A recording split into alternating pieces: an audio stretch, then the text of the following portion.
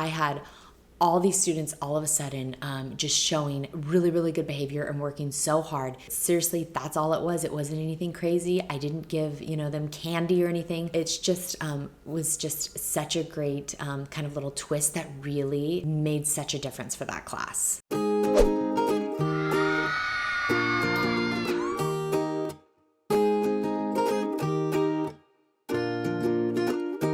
Hey there, I'm Catherine Barker, and in this video, I'm going to be sharing the 3 biggest mistakes I see when it comes to student behavior plans. I'll also be sharing how to troubleshoot and how to fix any issues you are having with your student behavior plans. Okay, so the first mistake that I see when it comes to student behavior plans is when the behavior plan is not fueled by positive reinforcement. When I was a substitute teacher, I went into a classroom, I think it was like 2nd grade, and their behavior management system was kind of like a clip chart, but all students were clipped up at the very top. So it was kind of green, and then it went down to yellow, and then I think it was red, and then maybe the very bottom was black or something. So all students had their clothespins, and they were all clipped up at green. So the problem with this behavior management plan is that students have nowhere to go, right? They're already at the top. There's no working towards something. There's no really reward or incentive for them, right? They just stay on green, and that's kind of it. So what I kind of did to really make this behavior management plan have like a positive reinforcement twist is that when I saw students in the classroom making good choices, I took their clothespin and I clipped it on my lanyard. And you would think that's so like simple, right? But the kids loved it. And they all started working so hard to have me just take their clothespin and clip it on my lanyard. So at the end of the day, I had all these clips all on my lanyard of the students that were making, good choices and were following along and whatnot. So you really want our behavior management systems to be grounded in positive reinforcement. Why? Because research just shows again and again that kids and even really adults just respond better to positive reinforcement, right?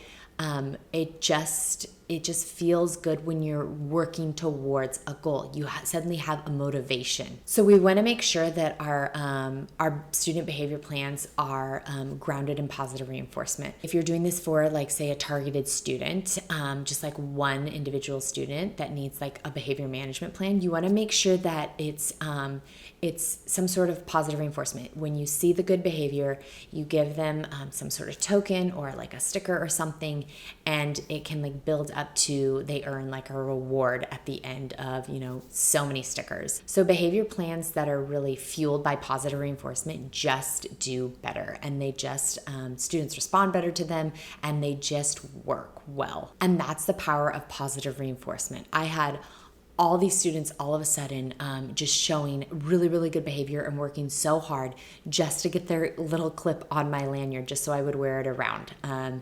And it seriously, that's all it was. It wasn't anything crazy. I didn't give, them candy or anything, but they all wanted that. So it's just was just such a great kind of little twist that really just made such a difference for that class. And if you're looking for ways to kind of really up your classroom management game, be sure to check out my video, the 3 classroom behavior management plans proven to improve student behavior.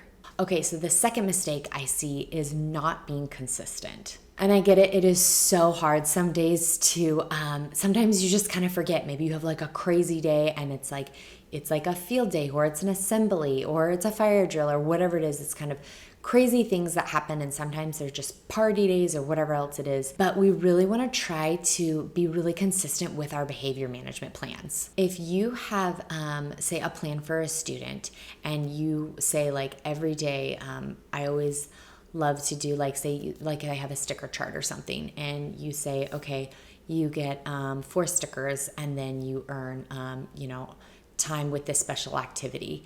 So if you do it maybe Monday, Tuesday, but then you forget Wednesday, Thursday, and then once again Friday, and then you skip the next Monday and Tuesday, it just gets really confusing for the student, and then they aren't sure, like, is this reliable? Because some days it's like, well, if you're skipping a day, then it doesn't matter what they do, their behavior that day, because they aren't getting the reward or the sticker anyways. So we want to make sure that as best as we can, obviously life happens, teaching can be crazy, but we want it as best as we can. We want to be consistent day in and day out. And I would honestly have to, just to remind myself, I would have to have their behavior management plan like on my desk or somewhere nearby. So I would keep it even for like if I was doing guided reading, because I would reinforce their work during center time. I would keep it kind of tucked away by my like guided reading table, just so it was there. I need like the visual to see so I could be consistent and make sure that I was using it daily. The third mistake that I see is using a reward that doesn't matter to the student. So if you're using a reward that the student doesn't really care about, they're not gonna work for it, right? So I know sometimes you can be like, Catherine, they don't even care if I give them the sticker or not. They don't even care if they get the reward.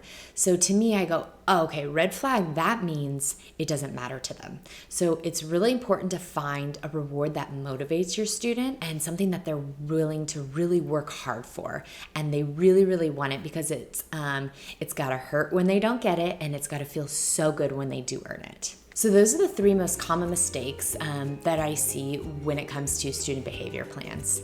So I hope you found this video helpful, and that you're able to kind of take it and troubleshoot and fix any maybe issues you're experiencing with your student behavior plans. And don't forget to check out my video, the 3 classroom behavior plans that are proven to improve student behavior. All right, that's it for now, my friend. I'll see you in the next one. And until then, happy teaching.